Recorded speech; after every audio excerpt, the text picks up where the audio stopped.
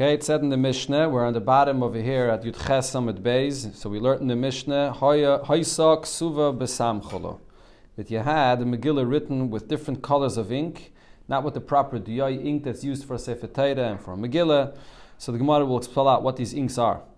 So the Gemara, Sam is Sama, which is some kind of herb or grass which makes a yellow color. Sikra, Amarabe Babachana, Sikra, which the Mishnah said, Sikrisa, which is some kind of a red ink. Sikrisa Shema. Kumus, the next thing it said in the Mishnah, which is Kumus, Kuma, which is some kind of sap from the tree. Then Kankantum is Charcha de Ushchefi, some kind of a shoe polish, basically. Diftere, then it said in the Mishnah regarding the paper that you use, the parchment. So what is diftere? It is from the hide of an animal, the meliach v'kamiach. They use the salt, heavy salt, and also flour to work it out that it should be able to write on it, but v'loy ofitz. But they did not use another ingredient, which is galnuts, that they usually use to work it out. I have no idea. That's what the Mefarshim says. That's what Rashi says. Shekoyrin galis. This is a galnuts that they use. So they didn't properly work it out, and therefore it's not good for the Megillah. Then it said in the Mishnah that if you write it on the yar, which is machka, which is also not the paper we have today, but it's some kind of paper. Rashi says it's made from grasses and things, maybe what's called papyrosen, which is not the old-fashioned kinds of papers that they had, made from different grasses. So the Megillah has to be written with proper ink, on a proper parchment. Then it said in the Megillah, Ache tehei ksuva ashuris, the Megillah should be written Lashon Kodesh, tichsiv, kichsavam, uchizmanam. In the writing, the writing of Lashon Kodesh. Ala sefer ubidyai v'chulu. Now the Gemara brings the source. From where do we know this? Minalan. How do we know that the Megillah has to be written properly on a sefer with the proper parchment and the proper ink? Asya ksiva ksiva. We compare the term ksiva, it says here, to ksiva somewhere else. Gzeira shava. Ksiv regarding the Megillah, it says, Vatichtov Esther Malka. And Esther wrote the story of the Megillah. Ksiv Hasam Vayom Elahem Baruch. Baruch told them, which one of the Nevi'im, Mipiv Yikra Elai Es Kol Advarim Eila. From his mouth, all these words are going to be read to me. Va'ani Koisev, and I'll write them. Ala Sefer B'dyai. And here it says that it's going to be on a Sefer, which is the proper parchment, B'dyai with the proper ink. So it's the same thing over here. Vatichtov with the proper ink and parchment. Sagt the Heilige Mishnah, Ben Ir Shaholach Lekrach, a person from an open city that reads the Megillah on Yudalid, that went to a walled city that reads it on Tesvav, or Ben Krach Shalach Leir, or in the reverse, from the Krach went to the Ir. So when do you read the Megillah? If you're going to go back to your place, so you read like the place that you're from. Vimlav, if you're not returning, then kaire imahan. You read with the people in the place that you're there now. Exactly when he's going back, that you have to read like the place that you're from, the Gemara will explain. Now the question b'chlal is regarding reading the Megillah. From where in the Megillah do you have to read? And you'll be yaitze your chiyuv. Rab Meir says kula. You have to read the entire Megillah, every word from the beginning till the end. Rabbi Yudah says Me'ish Yehudi. You only have to start from Ish Yehudi, which begins speaking about the Mordechai, how he reacted to the Gzeira and what he did, and from there, that's where the real story begins. Rabbi Yossi says from a bit earlier, which is Me'achar Advarim. Actually, it's from a bit later. Ish Yehudi is even before. Sorry, Ish Yehudi is not how when Mordechai reacted to the Gzeira. This is even before there was a Gzeira B'chlal. It says towards the beginning of the second Perek of the Megillah, it says Ish Yehudi. Then the last opinion is from even later, from when the Gzeira began. From Me'achad Dvarim Me'ela, that's when Haman was made great. That's from where you begin reading the Megillah. So the Gemara begins with the first halacha regarding a Ben Ir that went to the Krach, or the Krach that went to the Ir. And the Mishnah said that if he's returning back, so then he reads like his city. But if he's not returning, he reads like the place that he's in right now. Rava explains, Lo yishanu elo she'asad lachzar b'leile yud daled. So when it says in the Mishnah over here, Rava is speaking about, for example, a person from a walled city, from a Ben Krach, that's found in a city that reads on Yudalit. So it says that he's going back. Because he's going back, so he does not have to read with them on Yudalit. What does this mean? When is he going back? She'asad lachza b'leila Yudalit. He's still going back at the night of Yudalit, the night of Purim. So anytime during the night, until Alaysa Shachar, he's still planning on going back to the city where there's a wall. So then he reads Tezvav, he doesn't read with them on Yudalit. Aval ein asad lachza b'leila arba asar. But if he's not planning on going back on the night of Purim, of Yudalit, so then Kaireiman, as long as he's going to be staying there in the morning, even just for a bit, in the morning of Yudalit, even though he's from a city of Tezvav, nevertheless, since he's now here in this city, he has to read together with them over here in this city, on Yudalit. Now Rashi points out that to say, the Gemara is bringing the example of a person from a krach, a walled city, that's in a place where it is reading on Yudalit, an open city. But the same thing, according to Rashi, will also be in the reverse.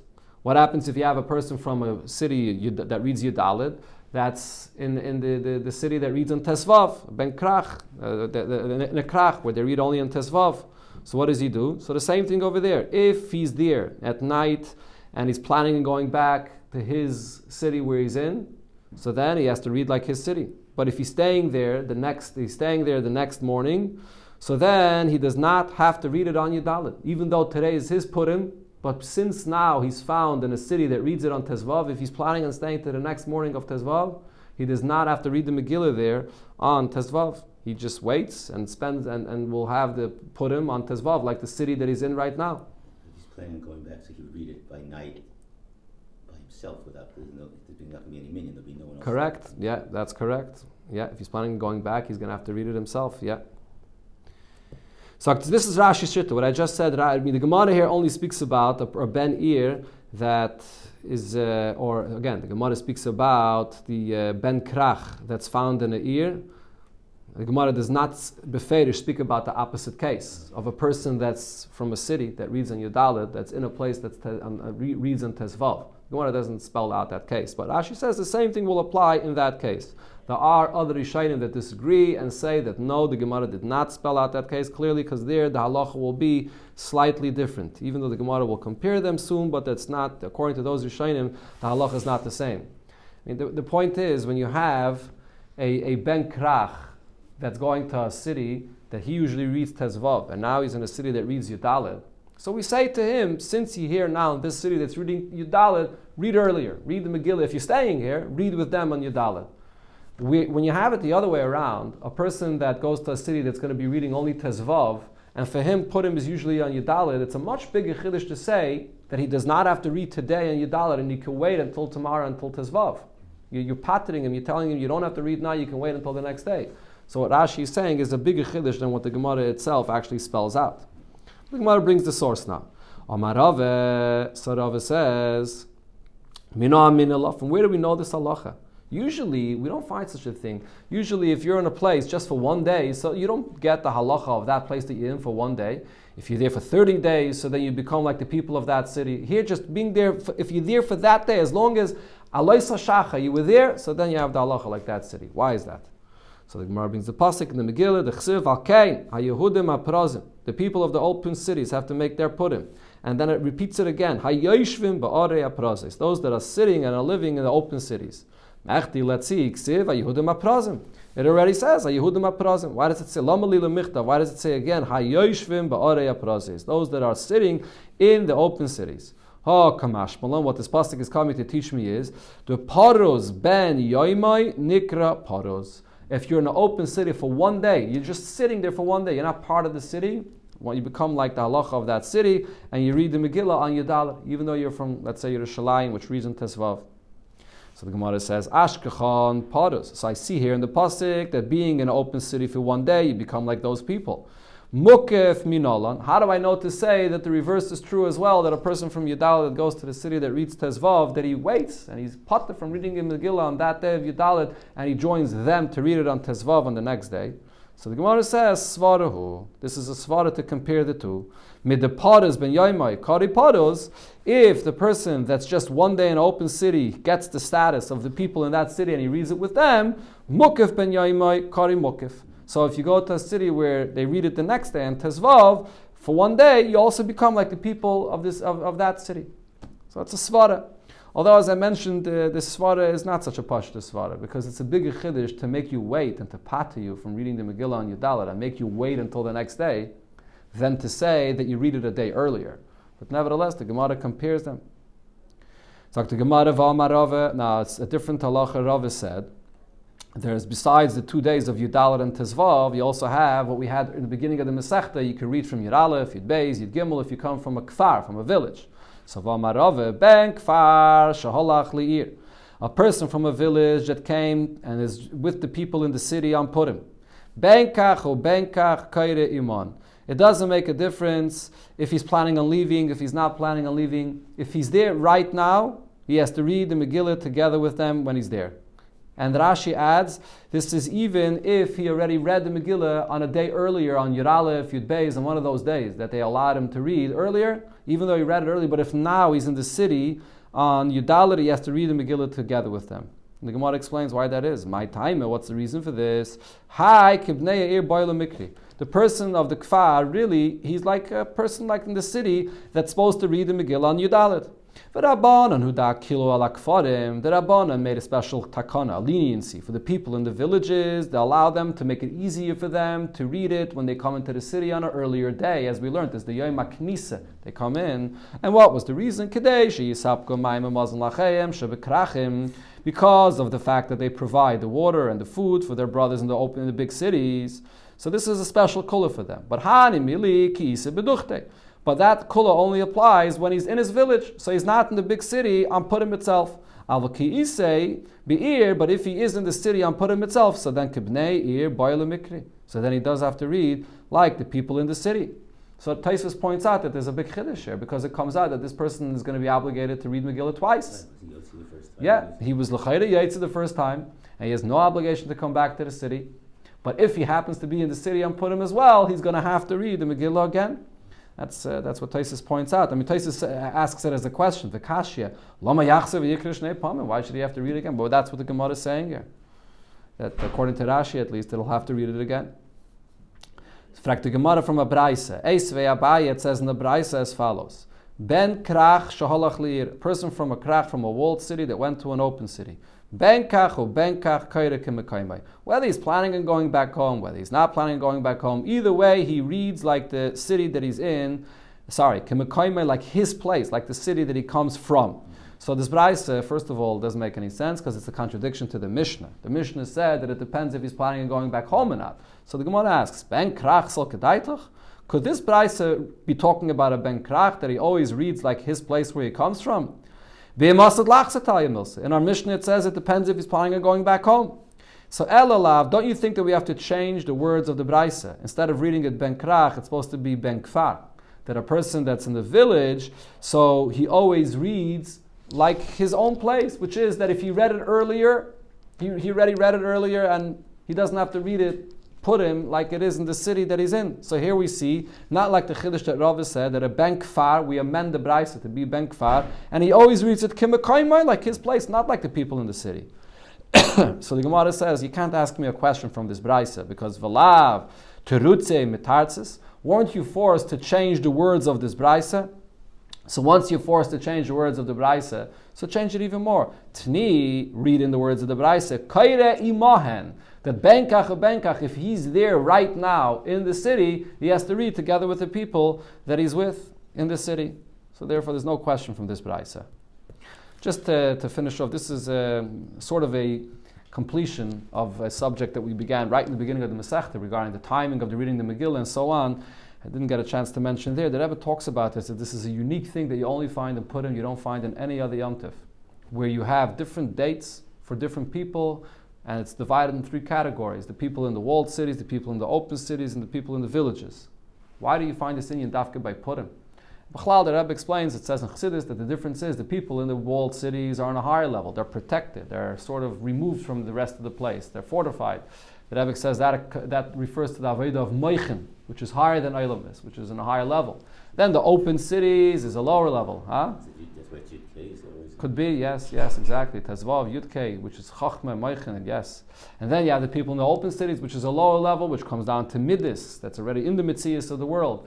And then you have the villagers, the simple people, there's no Moichin, there's no Midas, there's just the Maisa B'Payil, the simple folk out in the villages. So the three different dargis of when they read is actually three madregis and how they bring down Purim. And the Rebbe says the Chiddush is, on one hand, Chassidus tells us that Purim is one day, because it shows in the Achtas of the Eibusha that it comes down just in one day. At the same time, though, that one of Purim, you see here, it has to be brought for every person and divided for every person on their level, without taking away from the Achtas Pshuta, similar to what we learn in the Maimer. You have to bring down the Achtas Pshuta on the many, many levels of the different people, including the villagers. That's the Rebbe's word in this. Let's continue. So the Mishnah said, Megillah. From where do you begin reading the Megillah? Tanya Rab Shimon ben Yochai Yomer mi Balaylahu. So here we have a fourth opinion. Rab Shimon ben Yochai says you start reading the Megillah from Balaylahu, which is in the sixth Pedic of the Megillah. So you're only reading a minority of the entire Megillah. Imagine people would love this after Tainus Esther. Amar Rabbi Yechanan, so Rabbi Yechanan says regarding all the opinions, V'kulan mikra echad darshu. Regarding from where you should begin, they all dash in one pasuk. It says V'tichtev Esther al-Malka U'Mordechai Yehudi es kol teikif. They wrote the whole power of the story, the very powerful story. So the question is, where do you have the powerful part of the story?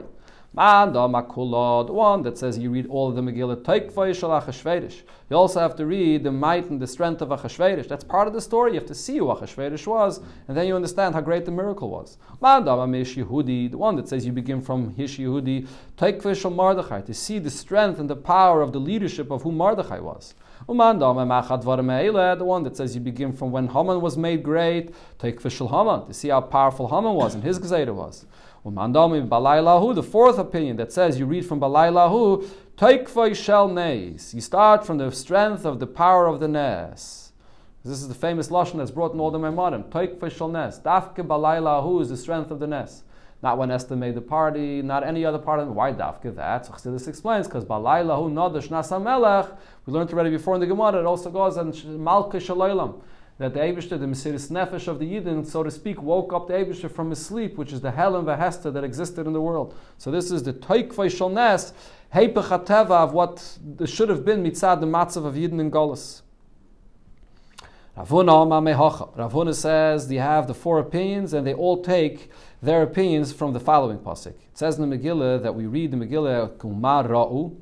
What did they see? What did they see that happened then? Al-Kocha, and this is an answer, that this is the reason why it happened. And then what ended up happening to them. So the Gemara will tie these three details of Ma'ro and Al-Kacha and Ma'agi according to all four opinions. Ma'anda Makula, the one that says that you read all of the Megillah. So Ma'ra means Ma'ra Achashverosh shenishtamish bekelim shel Beis Hamikdash. This refers to Achashverosh. What did he see that he decided that he's going to take out the vessels of the Beis Hamikdash and use them? And the answer is Al-Kacha. What does Al-Kacha mean? Mishum the Chashiv Shivim Shanim, because he made his calculation of 70 years, V'lo Yifrak, and he saw the Yidden were not redeemed. And then Umar Gia Alei, and what happened to them after he did this? The Kotel Vashti, that he killed Vashti. And the Ma'adama Mish Yehudi, the one that says you read from Mish Yehudi, how does he translate this pasuk? Mara Mordechai Dikani Bahaman. Why did Mordechai, that is, go and fight with Haman? Al-Kacha, the answer is for this. What's for this? The Shavinav Avodah Zarah, because Haman made himself into a whole Avodah Zarah that everyone has to bow down to him. Umay Gia Aleim. And what came to him, what happened to them through this? Because of the might of Mordechai, he brought about a miracle. So what's the pshat in this pasuk? Why did Haman have such jealousy and such hatred against all the Yidden? Al-Kacha, because of this, which is Mishum de Mordechai la yichra v'lo yishtachve, because Mordechai didn't bow to him. What happened to Haman and all of those that were with him? He and his children were hung on the tree. The last opinion of Shimon ben Yochai that said Mibalayla hahu, so he teaches this pasuk Ma ra Achashverosh lahavi a sefer azachreinis. Why Achashverosh in the middle of the night decided to bring sefer azachreinis to see the things of history of what happened? Al-Kacha. It was because of this, which is the Zaminte Esther lahaman bahadei, because he was wondering what's going on over here that Esther is inviting Haman together with me to a private party. And one that ended up happening through this brought about a miracle. So this is the second source for all four opinions of where you start reading from the Megillah. We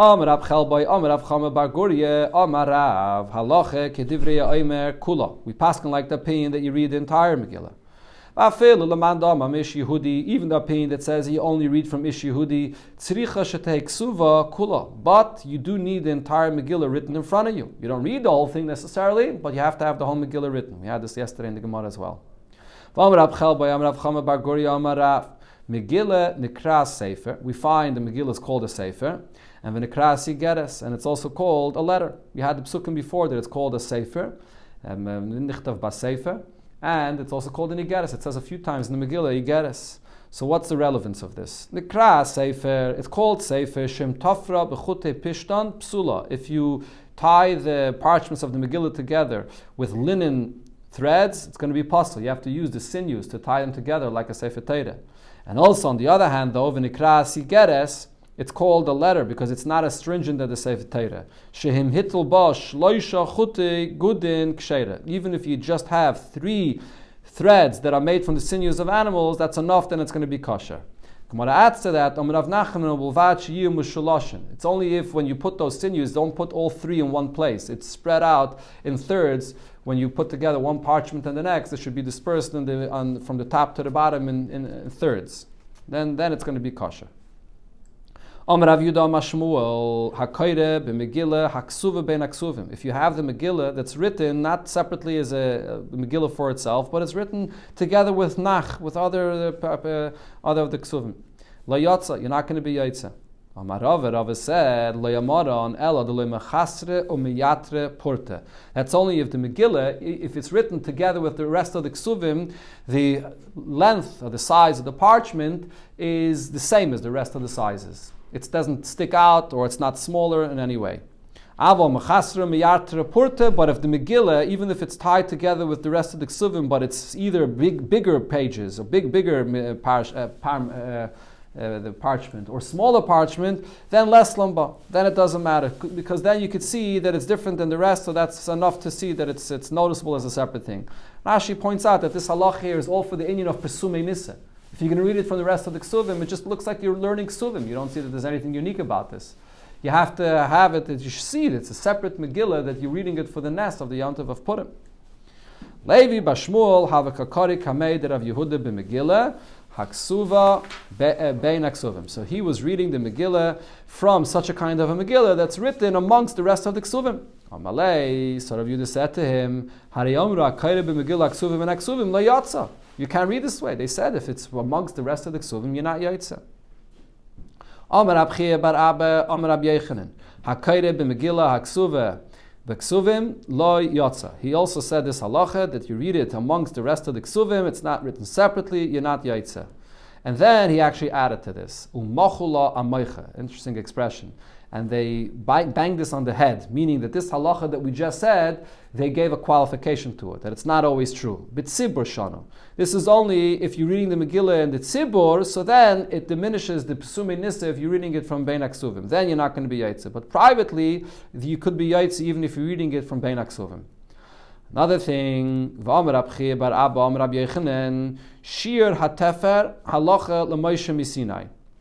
The shiur which means when you leave over, when you bind the Megillah, the parchments of the Megillah together. So when you bind them, you don't do it right at the edges, on the top and on the bottom.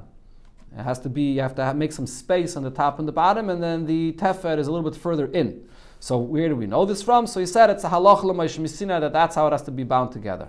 And on this as well, he said, Umachula amaycha, they banged this halacha on its head, and they minimized this halacha. Why? So what they minimized is not the actual halacha itself, but this detail that we said, that the reason we do this is because it's halacha l'Moshe Misinai. On that, the Gemara is saying, no, it's actually not halacha l'Moshe Misinai. It's something that the Chachamim instituted. Why? Very simple, practical. Kadesh le'yikareh, shouldn't tear. What happens is if you tie it right at the edges, you don't have any flexibility. If once you stretch it, it's going to tear. If you tie it further in, so then it has some flexibility and it won't tear. Now, since the Gemara brought from this Amayra two statements, as we have many times in the Gemara, it brings another thing which is unrelated that he said. So what is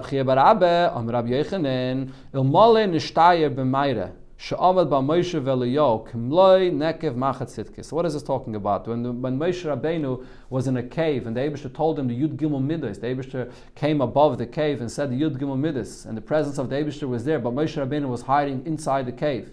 And similar happened also to Eliyahu. So what the Gemara here is saying is that if over there in that cave, if there would be any tiny opening in that cave that they were standing inside of it, like the opening of a tiny little needle that you use to sew little garments together, they would not be able to handle the tremendous revelation of light. Shenema, the pasuk says, a human being can't see me, and even the tiny remnants of the light of the Eibishter, and remain alive. Another thing he said, what is this that it says in the pasuk regarding the luchais? On the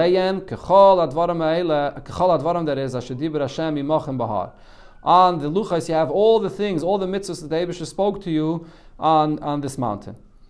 So what does this mean? In the luchas itself, you only have the Aseres HaDibros. You don't have Kol HaDvarim Eile. But Malamed, this teaches me Shehere'eu HaKadosh Baruch Hu LeMoshe, that then when the Eibishter gave him the luchas, when he was in the mountain, the Eibishter showed Moshe Dikdukei Teire, all of the different Dikdukim in the Teire, every drasha you could darshan, every extra word, es, gam, and everything that you could darshan. And also he showed him Dikdukei Seifrim, all the different things that the Chachamim in later generations are medayik, how to read a halacha, not to be medayik in a Mishnah, and so on. And also, and also the things that the Chachamim will innovate in the future. And what is this? Mikra Megillah. For example, the mitzvah of reading the Megillah. All of this, Moshe Rabbeinu was shown this, and this is hinted in Kechol Advarim Asher Dibar Hashem Imachem Bahar. Sagt der Heilige Mishneh, HaKoil Ksherim Likreis Es HaMegillah. Everybody could read the Megillah, Chutz Micheresh, besides a person that's a cheresh. So usually in Chazal, the term cheresh refers to a deaf mute, but over here, since we're talking about someone that's reading the Megillah, so we're obviously speaking about someone that's only deaf, but he's speaking, he's reading the Megillah. So usually a person like this is a full bardas, he's chayiv in all mitzvahs. But here, because he can't hear what he's reading, so therefore he's not chayiv in the mitzvah of Megillah. In order to do the mitzvah, you have to hear what you're reading. So this cheresh that could speak but not hear, you can't read the Megillah. And also the same, a shaita and cotton, which are always potted in all the mitzvahs. Rabbi Yehuda machsher bekotten. Rabbi Yehuda says that a cotton could read the Megillah. And we'll see later in the Gemara, this refers to a cotton that reached the age of chinuch, by the age of 10, 9, 10 or 11, but he's not speaking about a cotton that's under the age of chinuch. So the Gemara, so what's the point we see from our Mishnah? That this cheresh, which is chayiv in all mitzvahs, he's a bardas because he could speak, but nevertheless because he can't hear what he's reading, he's going to be potter. So we see that you have to be able to hear what you're reading.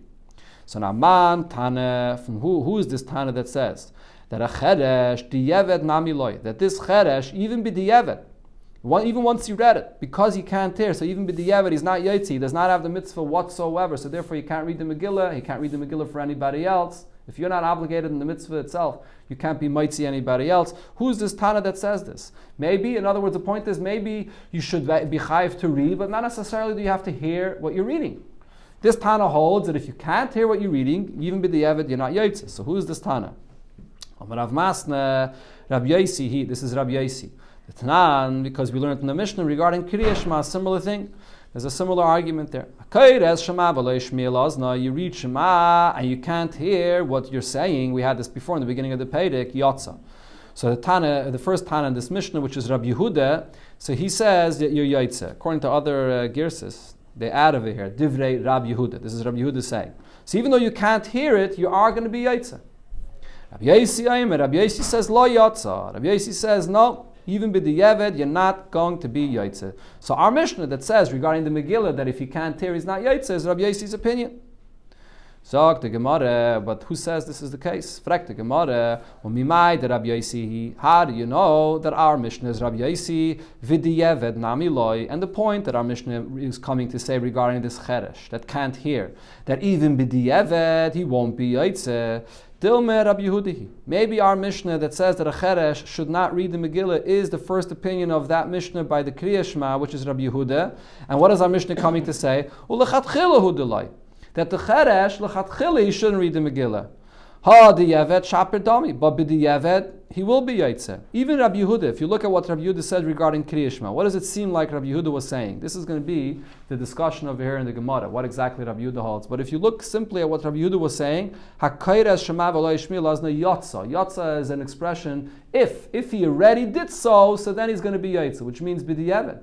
So it sounds like Rabbi Yehuda is saying, even he agrees that lechatchila, if you can't hear, so then you don't read Shema. That's not the way we read Shema if you can't hear. But if you read it in a way that you couldn't hear, b'diavad you will be yaitze. So maybe in our Mishnah, what it says that the cheresh shouldn't read Shema, it's only talking about lechatchila, and it goes like the opinion of Rabbi Yehuda. So the Gemara says, no, you can't say that. Why not? You wouldn't think to say that this is the pshat in the Mishnah. Why? The ktani cheresh dumya the shaita v'katan. It puts the cheresh in the same category as the shaita v'katan. Ma shaita v'katan diyevet nami loy. Just like by shaita and katan, they're not obligated in the mitzvahs at all. So even with diyevet, they're not yaitze. They can't read the Megillah. So av cheresh diyevet nami loy. So too when it says cheresh, it means even with diyevet not, which is like the opinion of Rabbi Yosi, not Rabbi Yehuda. So the Gemara says, who says that's how you have to read the Mishnah? Maybe the Mishnah doesn't mean to compare them. Maybe cheresh it's in its own category, that only lechatchila he's not, he should not be reading the Megillah for anybody. And the cheresh and katan are not, the shaita and katan that is, are not obligated at all. Maybe each they're different. So the Gemara says, Midiktani seifem Rabbi Yehuda machsheb mekatan. So the Gemara answers, in the Seifa it says, Rabbi Yehuda is the one that says that a katan could read the Megillah. So what do we see from this? Meklal dereisha lav Rabbi Yehuda. It's Rabbi Yehuda that argues with the first part of the Mishnah. So that means that the first part of the Mishnah is not Rabbi Yehuda. Why are you saying that the first part of the Mishnah is Rabbi Yehuda that's saying that a cheresh b'diyevet will be yaitza, only lechatchila not. But the second part of the Mishnah is Rabbi Yehuda, not the first part of the Mishnah. So the Gemara says, but how do you know? Maybe it's all Rabbi Yehuda. Now in the next line and a half, Rashi takes out, but I'll read it and translate it anyways, and then we'll continue from where Rashi says you should continue. The Gemara asks, "V'dilme kula Rabbi Yehuda." Maybe nevertheless all of the Mishnah is Rabbi Yehuda. So the Gemara says that can't be. Mi dami. How could you say all the Mishnah is Rabbi Yehuda? Reisha lipsula. In the Reisha of the Mishnah it says that a katan is possible to read the Megillah, and Seifa liksheira. And then Rabbi Yehuda says that a katan is kosher to read the Megillah. So it can't be the same opinion. So as I said, Rashi says to take this out because all of this that the Gemara is saying here is obvious. Okay, but now here comes another question. V'dilme, perhaps, kula Rabbi Yehuda, maybe really all of the Mishnah is Rabbi Yehuda, and the first part of the Mishnah and what Rabbi Yehuda said are arguing with each other. First the Mishnah is saying a katan is possible, and then it's saying a katan is kosher. So the Gemara says, but maybe trei gavne katan katani. It's not talking about the same katan. It's two different kinds of katans. When Rabbi Yehuda said that a katan could read the Megillah, he couldn't have meant a katan that didn't reach the age of chinuch. He only meant a katan that reached the age of chinuch. So therefore it's very simple to say that the first part of the Mishnah was talking about a katan that's below the age of chinuch, and Rabbi Yehuda was talking about a katan that is the age of chinuch. So if so, maybe we could say that the whole Mishnah is Rabbi Yehuda. So v'dilma kul Rabbi Yehuda v'drei gavni katan katani la, and v'chesuri mechseri, and therefore we'll say that there's really missing some words in the Mishnah, and v'hachi katani. This is how you have to read the Mishnah. Everybody is able to read the Megillah. Chutz micheresh shaita v'katan, but not a cheresh and not a shaita and not a katan. Now, according to this pshat, cheresh means that only lechatchila he shouldn't, because we're following Rabbi Yehuda's opinion, only lechatchila. And then when it says here katan, what does katan mean? So the Mishnah says, this is only a katan below the age of chinuch, so he can't read the Megillah. But a katan that reached the age of chinuch, even lechatchila, he can go ahead and read the Megillah for everyone. Because Rabbi Yehuda says that for a katan it's going to be he can read the Megillah. So maybe that's how you read the pshat in the Mishnah. So according to this pshat, it's going to mean that the entire Mishnah is all Rabbi Yehuda. So we have two ways how to learn our Mishnah. One way how to learn our Mishnah is that the Reisha of our Mishnah is Rabbi Yosi. And Rabbi Yosi is the one that says that a Cheresh, even B'di'evet, is not going to be Yaitzeh. Or we could say, no, maybe the whole Mishnah is really Rabbi Yehuda. And Rabbi Yehuda holds that a Cheresh only L'chatchila shouldn't be reading the Megillah because he can't hear. But B'di'evet he can. And then when it says Katan in the Mishnah, there's two types of Katans. A Katan below the age of Chinuch and Katan that's of the age of Chinuch. Those are the two pshatim. Now in the continuation of the Gemara, it's going to discuss the opinion of Rabbi Yehuda itself regarding a Cheresh. And we'll leave it in Mitzvah for tomorrow. Okay.